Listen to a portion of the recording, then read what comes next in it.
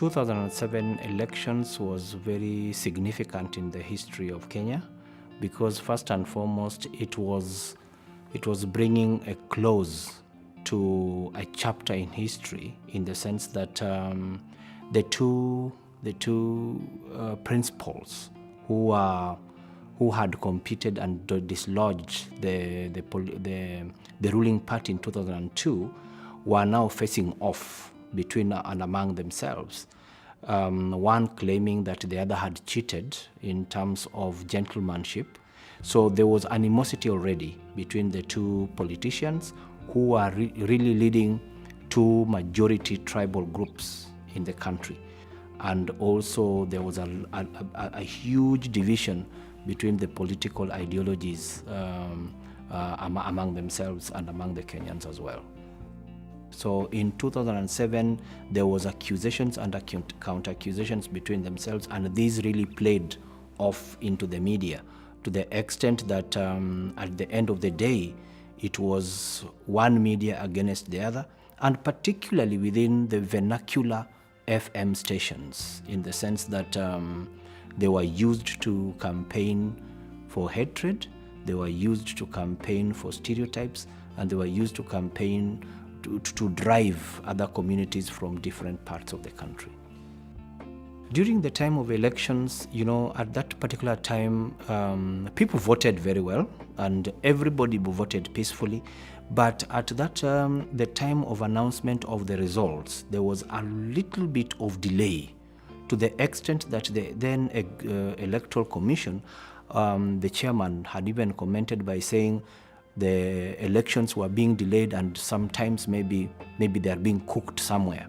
So this heightened the tension, this heightened the suspicion of elections being stolen. So by that time, the Orange Democratic Movement, which was considered as the opposition party, had said they were going to call for peaceful mass protest against the electoral results. So when that mass protest was called, the other side realized that this was a call for violence, and therefore there was an aspect of mobilization also on the other side to counter that mass protest. So it was an ethnic conglomeration in terms of one arming itself against the other, and then these other small groups really ganged depending on which side they had voted for, and all hell broke loose at that particular time. We in the peace building fraternity took note of the importance of preparing early. We knew that the media played a greater role in fueling post-electoral violence. So they were our targets. We also knew that some of the civil societies were also had already taken sides in 2007. We also had them as our targets. We also knew that the academia, the academic institutions, the lecturers, the research institutions had already also taken sides. So they were already our targets as well.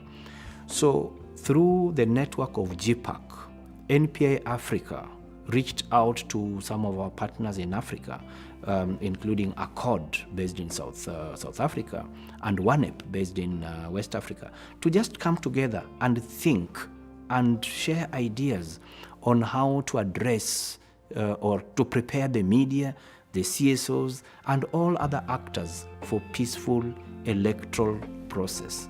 And this we brought it together because of the experiences that we have had in the field, Accord in South Africa and WANEP, to bring our thoughts together and develop those kind of strategies. So in this time round, we were proactive.